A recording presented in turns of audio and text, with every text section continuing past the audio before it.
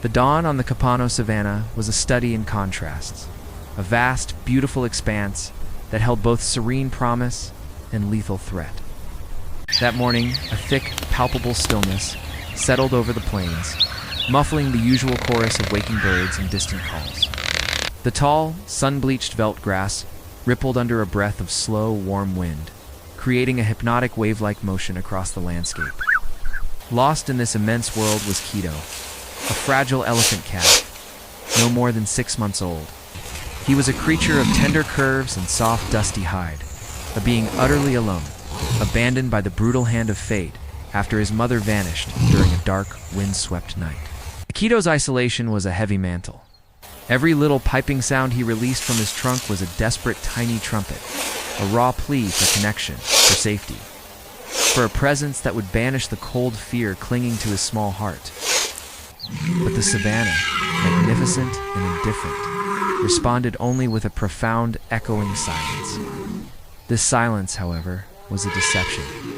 From the dense, tawny thorn scrub that bordered the clearing, a subtle movement. A flicker of golden shadow betrayed a stirring danger, a lioness. Her coat, a seamless blend with the dry grass, emerged. Her eyes, the color of molten amber, were fixed with unnerving intensity on the vulnerable calf. Then, another form materialized from the brush, and then a third, until a full pride, a dozen powerful predators, had silently encircled the trembling calf. Their approach was a masterclass in predatory patience, precise, slow, and utterly deliberate. They were hunters who understood the lethal geometry of the circle, predators who knew that in this game, time was their unwavering ally. Keto stumbled backward, his small, uncertain weight pressing against the unyielding resistance of a low, sun-baked termite mound. His tiny trunk flailed weakly, his little legs were already buckling from sheer terror, and he let loose a sound that was no longer plea but a piercing, terrified shriek, a sound that momentarily cut through the savannah's heavy air. The lions began their final, measured advance. One of the largest females dropped low, her powerful muscles coiling tight beneath her skin, the very picture of contained, imminent violence. Another lioness moved expertly to Quito's flank, effortlessly sealing off any avenue of retreat toward the open plain. It was 12 against 1, a hopeless, brutal equation with only one possible answer. There was no conceivable escape. The vast, indifferent savannah seemed to inhale and hold its breath, waiting for the swift, sharp conclusion. Then, an impossible thing happened. The very earth began to shake. At first, it was merely a subtle, deep-seated vibration beneath the dry soil, an almost musical thrumming. But it grew rapidly, escalating to a heavy, powerful resonance, until a small cloud of dust lifted from the ground, swirling around the startled predators. From the southern game trail, framed by the shimmering heat haze, stepped a figure of immense primal power. Zamir, an enormous bull elephant, a solitary giant long rumored to have perished in the harsh northern deserts. His tusks were a broken, uneven testimony to countless battles and years of lonely defiance. One side heavily scarred, the other chipped near the base. His hide, thick as ancient armor, was a patchwork of scars, sun damage, and mud-caked memories, a living map of years of self-imposed exile.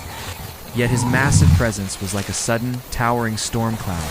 It radiated a fierce, unstoppable force that instantly dominated the clearing. The lions, caught utterly off guard, froze mid-crouch. Zamir advanced, each thunderous step an act of will. His enormous ears spread wide like sails to maximize his terrifying silhouette, his eyes blazing with a fierce, protective light. Then he unleashed a roar. It was not just sound, but a physical pressure, a visceral warning that slammed into the very chests of the predators and reverberated through the ground beneath their paws. The lead lioness, her golden gaze, locking with the bulls, was the first to falter. A tiny, almost imperceptible shift in her predatory focus broke the spell of the hunt. Then, the pride's flawless formation dissolved. One by one, they abandoned their precise circle, melting away with an almost embarrassed speed. Slipping back into the tall grass, defeated without a single blow being struck. For Quito, the raw terror still clung to his small frame, making him shiver uncontrollably. He stood, a statue of fear, until Zamir, the mighty force of nature, lowered his massive, scarred trunk and gently, almost impossibly softly, touched the calf's vulnerable back. In that instant, the young one's small reserves of strength gave way. He leaned completely into the giant's flank, clinging to the only immense warm strength that had arrived in time to snatch him from the maw of certain death.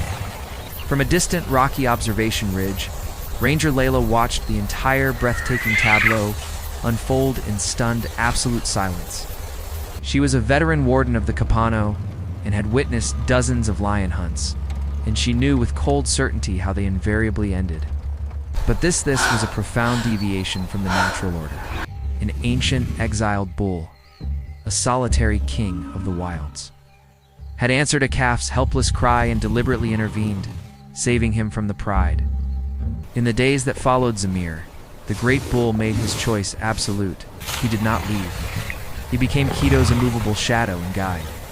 He led the calf with a patient, rumbling purpose across hidden, water-scarce paths and through dense thickets, teaching him to walk, not with the trembling uncertainty of a victim, but with the deliberate, heavy tread of purpose.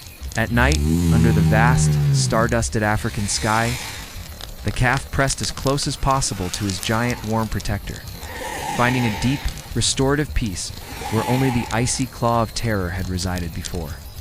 Yet the sharp memory of the golden eyes and the silent circle of the lions lingered like a bad scent, a constant, chilling reminder that danger on the savannah was a patient, ever-present reality.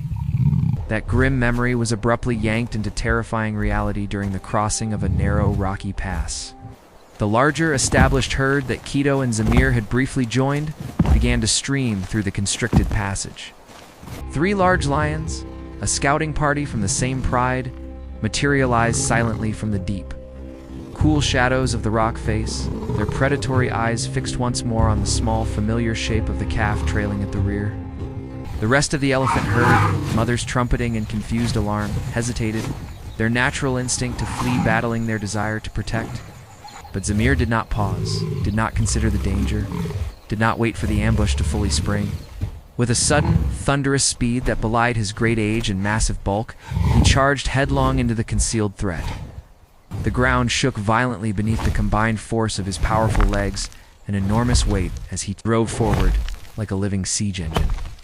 One of the lions, the most aggressive male, attempted a daring leap from a high boulder. But Zamir was too fast, his protective rage lending him an impossible speed. He swung his heavily tusked head upward with a violent upward motion, catching the lion midair and sending it crashing backward into a splintering spray of scrub brush and dust. Another lion attempted to flank the bull from a jagged opposing ridge, only to be met by a terrifying, deafening trumpet from Zamir's trunkus sound that did not just echo but reverberated through the pass like rolling, shattering thunder. Overwhelmed by this incredible, relentless force, the 3 lions scattered into disorganized flight, scrambling desperately for safety into the barren hills. The dust cloud Zamir had raised slowly settled, and the heavy silence of the Capano returned. Zamir stood utterly still at the edge of the pass, his great scarred chest heaving with the enormous effort. But his massive frame remained unshaken, an immovable wall of bone and resolve. Behind him, Keto, safe once more, pressed close to his flank, finding the only true sanctuary he had ever known, because the old, exiled bull had deliberately chosen to stand his ground and fight. For Ranger Lila, who had secretly witnessed both incredible encounters from her high vantage point, the meaning of Zamir's actions was no longer open to interpretation. This was not merely the cold, impersonal dictate of instinct, the general impulse of a species to protect its young. This was rescue. It was a deliberate, choiceful, fiercely personal act of guardianship. Zamir, the scarred elder, the one who had been cast out and forgotten by his own herd, had chosen to become a guardian, a self-appointed protector.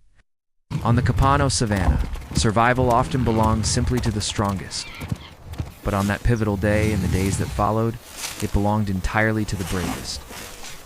It belonged to the enormous ancient bull who arrived precisely when he was needed most, whose courage proved to be a force greater than the calf's fear, and whose simple, powerful choice spared a small life. He was the exile who found his true purpose by becoming a hero,